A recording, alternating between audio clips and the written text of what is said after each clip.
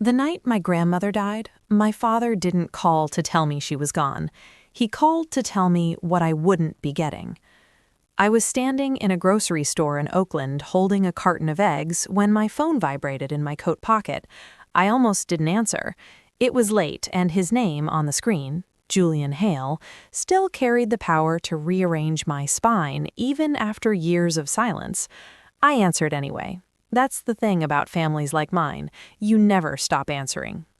"Eleanor," he said. Not Ellie, not Nell. Eleanor, like I was a legal document instead of a daughter. "Your grandmother passed this afternoon." "I know," I said. Because of course I did. The news alerts had already lit up my phone. Matilda Hale, philanthropic titan, cultural patron, the backbone of American elegance, according to the New York Times. 92 years old, died peacefully in her sleep at the family estate in Connecticut. Peaceful deaths were a privilege in our family. They meant no one had been publicly embarrassed. There was a pause, thick and intentional. He wanted to make sure I was listening. "The estate has been settled," he continued. "I wanted you to hear it from me before you heard interpretations." I put the eggs back in the freezer and leaned against the cold glass. "Okay. You are not named in the will."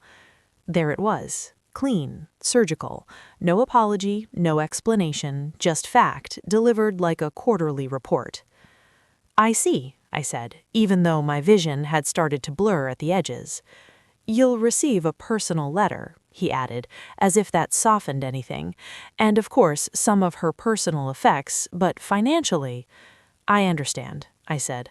I always understood before anyone finished the sentence. It was my most useful skill growing up in the Hale family. "She felt," he went on, "that your choices indicated a lack of alignment with the values of the family." Ah, the word choices. It covered everything they hated about me without ever naming it. The job I took instead of law school, the neighborhood I lived in, the way I spoke in full sentences instead of strategic ones, the men I didn't marry. "Thank you for letting me know," I said. "That's all, then," he replied, already moving on. "The memorial will be private." The line went dead. I stood there for a long time, listening to the hum of the freezers and the distant beep of a checkout scanner. A woman walked past me with a toddler on her hip, laughing at something only they understood. Somewhere, someone dropped a jar, and it shattered loudly enough to make me flinch. Not named in the will. It wasn't a surprise, not really, but knowing something in theory and hearing it out loud are different kinds of violence. One bruises, the other breaks skin. I paid for my groceries and walked home in the fog, my mind drifting backward the way it always did when the Hales re-entered my life, uninvited, unavoidable. I grew up in houses with long driveways and staff who called me Miss Hale, even when I was 7 and barefoot. My grandmother liked symmetry. She liked matching twin staircases and perfectly aligned hedges, and children who behaved like well-trained investments. She adored my older brother, Sebastian. He was everything she admired: polished, ambitious, beautifully hollowed out by expectation. I was the other one. I was the child who asked why at the wrong moments, who questioned where the money came from, who cried when the housekeeper was fired without explanation, who said, at 16, during a dinner party full of donors, "Shouldn't we maybe pay the workers more instead of building another wing?" The silence that followed still echoes in me. "You don't understand how the world works," my grandmother told me later, her voice sharp but disappointed rather than angry. "And one day that will cost you." She was right. It just didn't cost me the way she expected. I left at 18 with a suitcase and a scholarship and the unspoken agreement that I would become a phase the family endured, not a legacy they continued. I didn't fight them. I didn't rebel loudly. I simply stopped asking permission. By the time I was 25, I was working for a nonprofit that helped families fight illegal evictions. By 30, I was running it. I lived in apartments with thin walls and neighbors who borrowed sugar and returned it with gossip. I learned how systems broke people slowly and quietly. I learned how money moved when no one was looking. The Hales watched from a distance. My mother sent Christmas cards with no return address. Sebastian sent nothing. My father sent silence. So, no, the will wasn't a shock. What was a shock was the letter. It arrived 3 days after the memorial I wasn't invited to attend, in an envelope thick enough to feel deliberate. My name was handwritten on the front in my grandmother's unmistakable script, precise, elegant, slightly slanted, like everything else she'd ever approved of. I sat at my kitchen table for a long time before opening it. The apartment was quiet except for the sound of the radiator knocking in protest. Outside, Oakland hummed with life. Cars, laughter, a siren somewhere far away. Real noise, real people. Inside the envelope was a single sheet of cream-colored paper. Eleanor, if you are reading this, then I am gone, and the lawyers have already done what lawyers do best, turn lives into ledgers. I swallowed hard and kept reading. You will notice that I have not left you money. This was not an oversight. I frowned. That was new.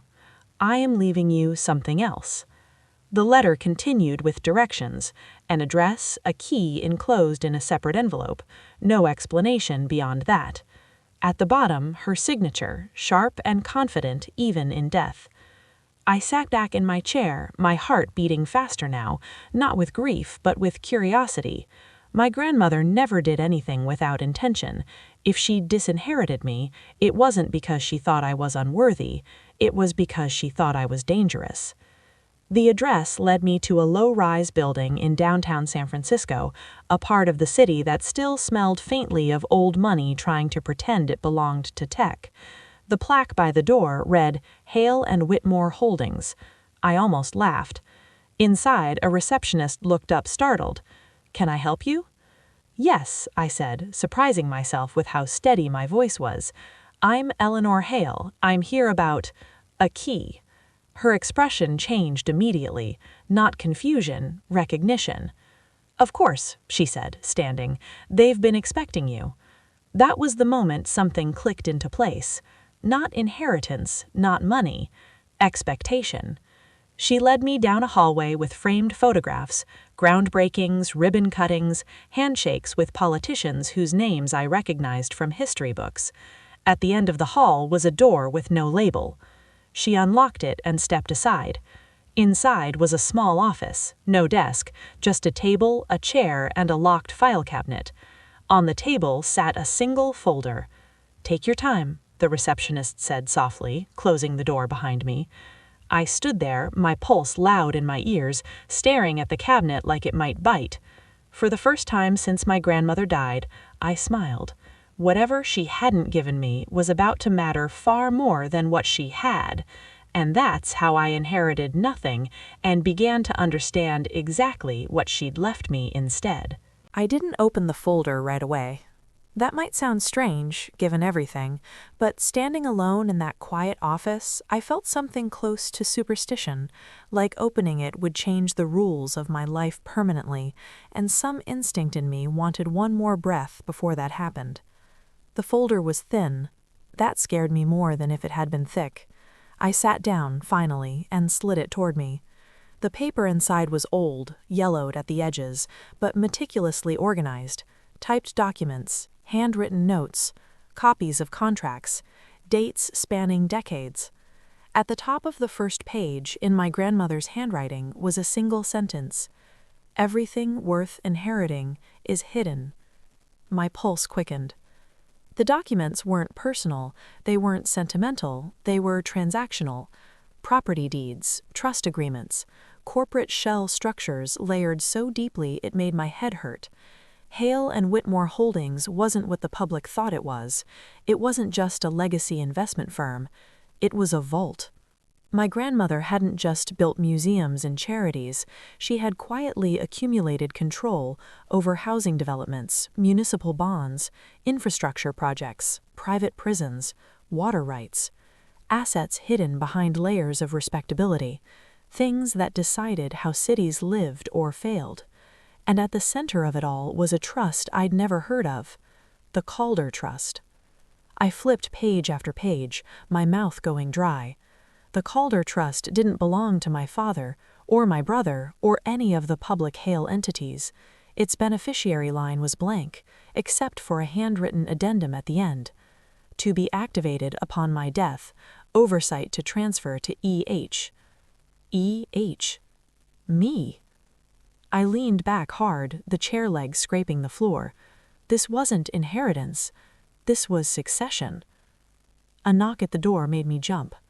A man stepped in before I could respond. Mid-40s, dark suit, sharp eyes that missed nothing. He closed the door behind him carefully, like privacy mattered.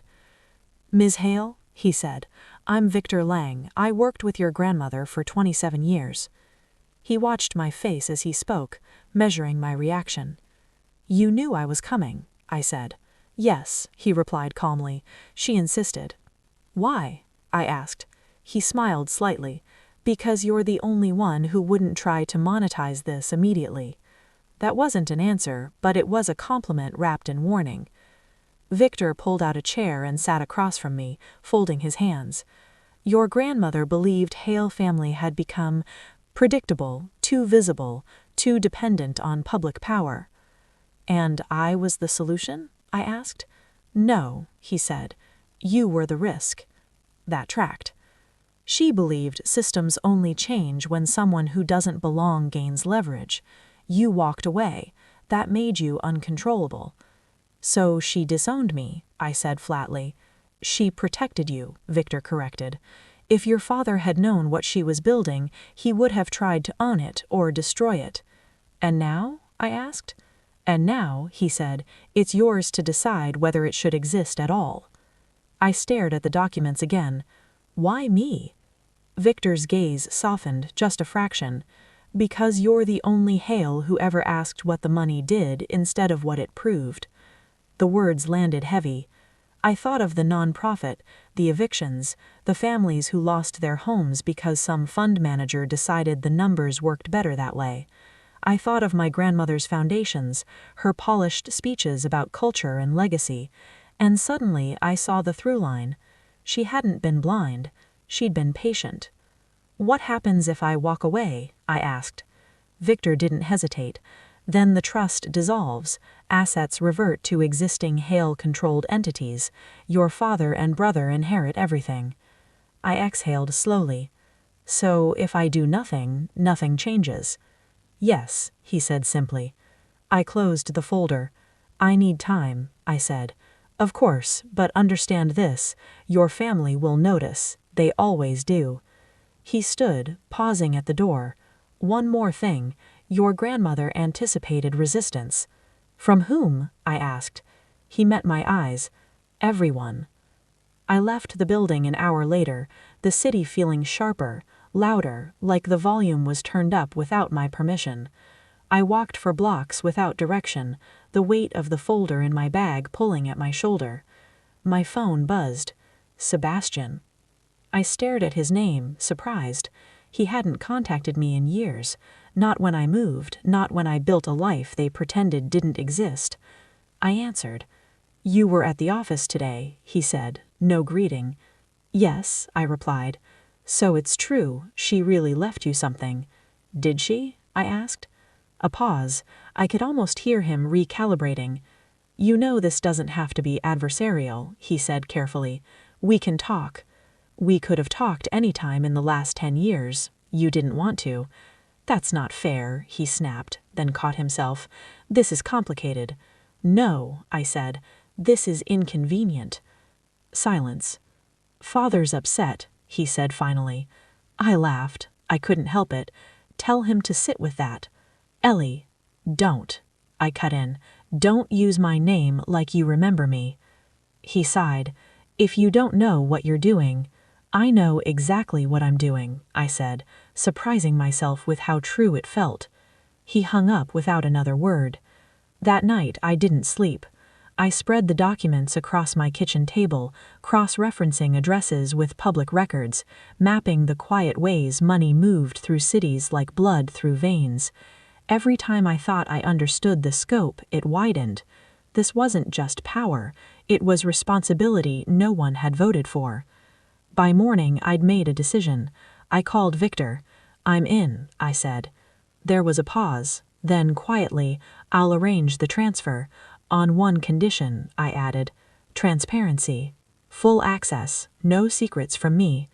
He exhaled. "Your grandmother would approve." 2 days later, the first article hit. "Hale heiress resurfaces amid inheritance mystery." They used an old photo. I barely recognized her. Softer, unsure, standing behind my family like an accessory. The comments were cruel, speculative, dismissive. Let them talk. They didn't know what I was holding. But my father did. He showed up at my apartment unannounced the following week. Standing in my doorway, Julian Hale looked smaller than I remembered. Still immaculate, still controlled, but something in him had shifted. Fear, maybe, or the recognition that he wasn't the only player anymore. "You've made things difficult," he said. I stepped aside to Tok'telen. "Welcome to my life." He looked around, clearly unsettled by the modest space. "You don't belong here." "I belong exactly where I am," I replied. "You don't understand the consequences," he said sharply. "The Calder Trust was never meant for—" "For me?" I finished. "Funny, that's exactly who it was meant for." His jaw tightened. "You will destroy everything this family built." I met his gaze. "No, I'm just not protecting it from the truth anymore." He stared at me for a long moment, then shook his head. "You always were ungrateful." I smiled. "You always mistook obedience for loyalty." When he left, my hands were shaking, but not from fear, from clarity. I inherited nothing, and I had never been more powerful in my life. By the time the subpoenas started arriving, I had already stopped pretending this could stay quiet. They came in thick white envelopes, formal and impersonal, addressed to entities most people didn't know existed. Shell companies, trust administrators, advisory boards my grandmother had created so carefully they looked ornamental until you realized how much they controlled. Victor called me the moment the first one landed. "They're moving faster than expected," he said. "They always do," I replied, staring at the skyline outside my window. Fear accelerates people. The lawsuits were framed politely at first. Requests for clarification, demands for disclosure, challenges to the legitimacy of the Calder Trust.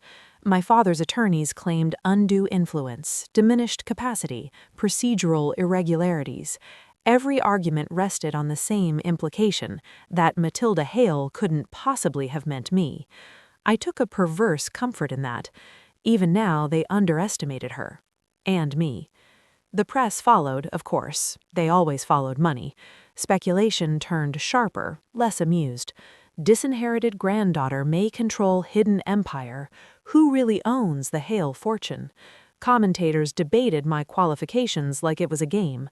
Activist or opportunist? Naive idealist or closet tyrant? I didn't correct them. Behind the noise, the work began. Victor and I met every morning at 7. He brought coffee, I brought questions. We mapped the Calder Trust asset by asset, jurisdiction by jurisdiction. Affordable housing complexes hidden inside private equity portfolios. Agricultural land bundled into pension funds. Water rights routed through nonprofits that had never been audited because no one wanted to look too closely. "This one," Victor said one morning, pointing to a spreadsheet, "controls pricing access for 3 counties. "And no one knows?" I asked. "They know," he said, "they just don't know who." I leaned back, the weight of it pressing into my chest. "We can't keep this intact." Victor nodded slowly. "Your grandmother assumed you wouldn't." We started dismantling it carefully, not liquidating, restructuring, reassigning oversight, returning control to communities that had been managed without consent. Every move had consequences, some good, some painful, always visible. The backlash was immediate. Anonymous threats began arriving by email, then letters. Then one night, someone keyed my car with the word traitor carved deep into the paint. I didn't tell my father, or Sebastian, or anyone from the world I'd left behind, but I did tell Mara. Mara Lewis had been my deputy at the nonprofit years earlier, back when the budget barely covered payroll and belief did most of the heavy lifting. She was sharp, pragmatic, allergic to bullshit, and the first person I called when I realized this was bigger than me. "You're telling me," she said slowly over the phone, "that your grandmother built a shadow government with better accounting?" "That's one way to put it," I said. "And you want to what? Hand it back?" "I want to make it visible, accountable." She laughed, a short, disbelieving sound. "You're going to make enemies." "I already have them." Silence, then. "I'm in." With Mara came structure. She brought lawyers who didn't flinch, policy experts who understood impact instead of optics, and organizers who knew how to talk to people who'd never heard the name Hale but had felt its consequences. That's when the stories started coming back to me. A teacher in Stockton whose school lost funding after a bond restructured quietly.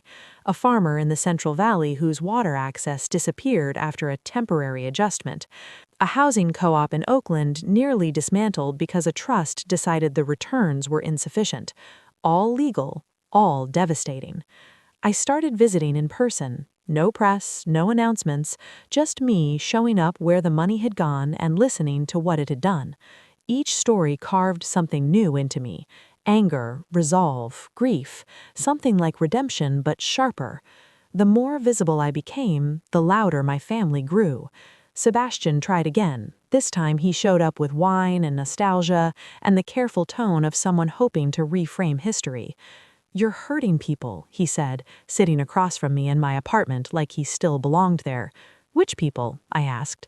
"Our people," he said. "The institutions, the partnerships, the reputation." I laughed. "You mean the ones that benefited from silence?" "You're being reckless," he snapped. "You don't know what deals you're breaking." "I know exactly what they cost. I've met the people who paid." He stood abruptly. "You think this makes you righteous?" "No," I said quietly. "I think it makes me responsible." He looked at me then. Really looked. And something like fear crossed his face. "You always did this," he said. "You always made it uncomfortable." "Good," I replied. The next week, the first injunction hit. A judge ordered a temporary halt to any further restructuring pending review. My father's lawyers celebrated publicly. The press declared it a turning point. Friends urged caution. Victor looked tired for the first time since I'd known him. "We can fight this," he said, "but it will get uglier." I nodded. "It already is." That night I couldn't sleep. I stood on my balcony, city lights blurring below, thinking of my grandmother, of the way she'd once told me, over tea I didn't want, that power only mattered if you could live with how you used it. I understood her now. The following morning, I did the one thing no one expected. I went public. Not with the assets, with the intent. I held a press conference in a borrowed community center, not a polished boardroom. I stood at a plain podium and spoke without notes. For decades, decisions that shaped lives were made in private, without consent or accountability. My family benefited from that system. I benefited from that system, even when I walked away from it. Cameras clicked. The room was silent. The Calder Trust exists. It will not remain hidden. Every asset, every partnership, every impact will be disclosed, not because it's convenient, but because it's right. A reporter shouted, "Are you declaring war on your own family?" I paused. "No," I said, "I'm ending one." The fallout was immediate. Markets reacted. Politicians issued statements. My father released a carefully worded condemnation, calling my actions dangerous idealism. Sebastian disappeared entirely. But something else happened too. Emails flooded in, from community leaders, from city councils, from people who had suspected something was wrong but never had proof. Allies emerged from places I didn't expect. Former executives, disillusioned financiers, whistleblowers who'd been waiting for a door to open. The injunction was lifted 2 weeks later. The judge cited public interest. That night, alone in my apartment, I allowed myself one small, shaking breath of relief. Then my phone rang. Victor's voice was tight. "Eleanor, there's something you need to see." He sent me a file, old, buried, A memo dated years before I left home, my grandmother's handwriting at the bottom. If Eleanor refuses, destroy this.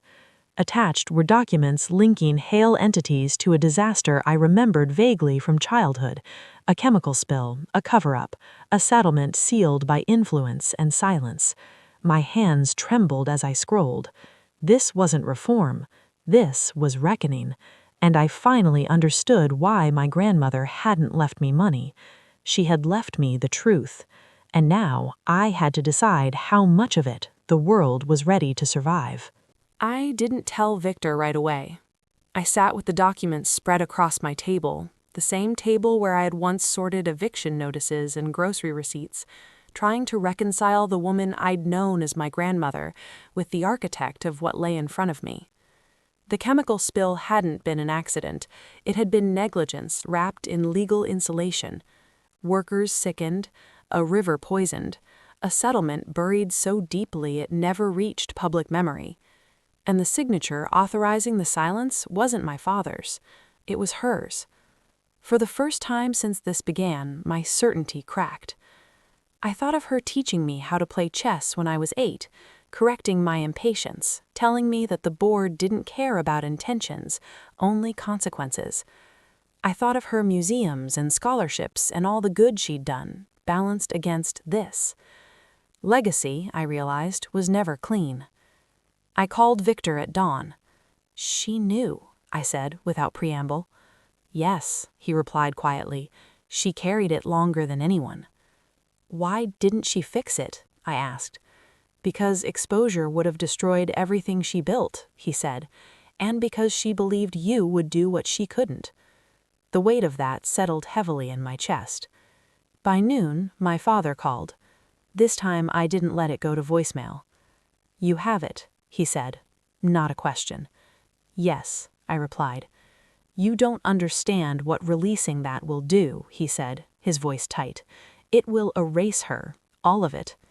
"No," I said, "it will complete her." A sharp breath. "You're making a mistake. I'm making a choice, the one she left me." There was a long silence on the line. When he spoke again, his voice was stripped bare. "I loved her," he said. "I know. That's why this hurts." He hung up. The next 48 hours were a blur of preparation. Lawyers argued, advisors warned, friends worried. Mara stood beside me through all of it, fierce and steady. "You don't have to be perfect," she told me late one night as we reviewed statements. "You just have to be honest." On the morning of the release, I stood in front of a room packed tighter than any I'd faced before. Journalists, activists, lawyers, people who'd waited decades to be heard. I spoke slowly, clearly. I told them what had happened, what had been hidden, what had been paid to make it disappear. I didn't excuse it. I didn't soften it. "I benefit from a system that harmed people," I said. "That truth doesn't vanish because I want it to. So instead of protecting a name, I'm choosing accountability." The fallout was seismic. Investigations reopened. Funds were redirected.